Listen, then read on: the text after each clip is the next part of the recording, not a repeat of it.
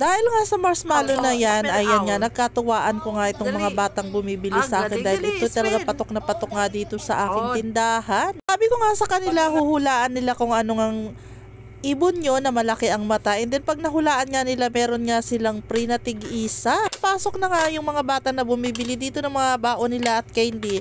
Ito na nga ginawa ko habang nga nag-aantay nga ako na magliwanag dahil nga malaraminan na akong labahan. Kaya ako pala binibilang tong mga coins na tigpipiso kasi bala ko nga talaga idagdag nga to sa aking bill, kaso lang ang problema nga ay hindi pa nga sapat ito. Ginawa ko nga lang, binilang ko nga yan ng tig sa 10 and din yan, ilalagay ko nga yan ng scotch tape at itatabi ko pa rin naman kasi hindi pa nga sapat siya sa pambayad. Diyos ko po. Tulad niya ng sinasabi ko ay hindi pa namin tumaasan sa mga ibang expenses nga dito sa aming bahay. Dahil ito nga aming munting tindahan ay 1 month pa nga lang ito at pinaparolling pa lang nga namin ito.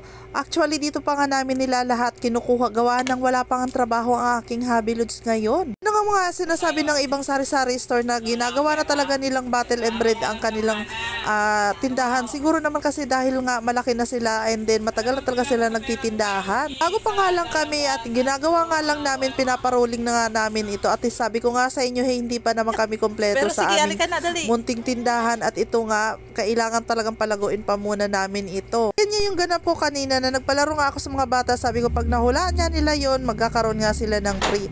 Naawa naman ako sa isa kahit hindi nga nakasagot, binigyan ko na nga lang para nga fair sila. Sabi ko nga sa kanila bago nga sila umalis, sabay ko mag-aral naman kayo ng maigi dahil para naman hindi masayang ang ginagastos ng iyong mga magulang.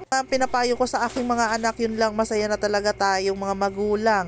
Lahat naman talaga ng magulang, ganun ang pangarap natin sa ating mga anak na yung kahit papaano naman umayos naman ang kanilang buhay na hindi na nila marunasan ang tulad ng nararanasan natin. So ayan nga, naglilinis ako at ito na nga, nung maliwanag na nga, sinalang ko na nga itong puti dahil nga Friday nga ngayon, ito na nga ang oras ng Laba Day ko nga. So umagang-umaga na yan habang wala pa naman gaanong bumibili sa tindahan dahil nga mga oras na yan ay magsi-7 na. So ayan, ginawa ko na nga to, nagsalang na nga ako. And then pinaikutan ko nga lang to ng 2 beses. After ko nga maipaikutan nga ito, ayan na nga, kinukuha ko na to sa washing para nga isunod naman yung mga dikulay. Kaya nga talaga maumay ka nga kayo dahil sa 4 video ko nga ay mapapanood nyo ng laba, hugas, linis, bantay, yun lang. Mabuti nga ngayon ay kahit papaano nga meron na rin na iiba naman ang video ko dahil nga meron na nga akong binabantay na tinda-tindahan. Bahala na nga kayo kung ano nga masasabihin nyo, mauumay nga kayo sa video ko dahil nga sasabihin nyo talaga paglalaban na lang, paghugas na lang ay binivideo pa. Ito nga ang ginagawa ko, nagbablog-vlog nga ako at ini-enjoy ko nga ito kahit hindi pa nga ako monetize until now. Musun ako naman, o diba? Kaya nga huwag nyo na nga akong i-bash. Ito nga, pagkatapos ko nga itong magsalang, ito naman ako dito sa aming munting tindahan.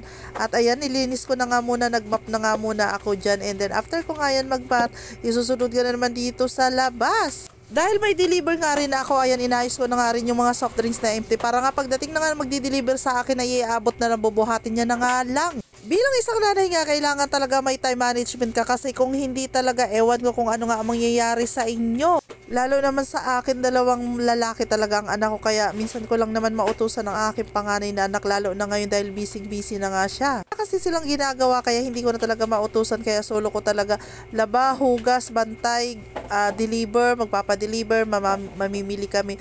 Buti na nga lang nandyan pa ang aking habilods, wala pa nga siyang trabaho, kaya kahit pa paano nga may kasama nga ako at may katuwa nga ako sa pamimili. Sa mga oras na nga yan, natapos na nga ako sa pagmamap, kaya ito nga, tinignan ko nga muna dun sa likod kung kumusta na nga yung sinalang ko nga di kulay. Ito na nga, naayos ko na rin yung mga soft drinks para pagdating nga ng magdi-deliver sa akin ay pipick upin niya na lang and then babayaran na nga lang. Mga oras na yan, hindi pa ako napapalitan ng aking habilods, kaya ay nakaramdam nga talaga ako ng antok. Kung napapansin nyo nga, antok na talaga ako niya. Narinig ko nga na may naglalako ng gulang, kaya nga napabalikwas nga ako at bumili nga ako ng 2 taling okra and then kamatis nga. Ang gagawin ko nga ngayon na tanghalian ay ito nga, maglalaga lang ako and then isasawsaw ko nga lang ito sa binagoong isda and then may kamatis nga ako dito. Sabi ko ito nga ang ulam ng aking habilods, kaya ayan, naisipan ko na rin din magluto ng isang sardinas at hinaluan ko ako na nga lang ng itlog. Nakatipid kami. Kala ko nga nakakatipid kami pero nung pagdating nga ng aking panganay na anak, ayaw niya nga kumain nito dahil hindi talaga sila kumakain nito. Ganun na nakasanayan nila. Sabi ko bumili na nga lang sila ng sarili nilang ulam.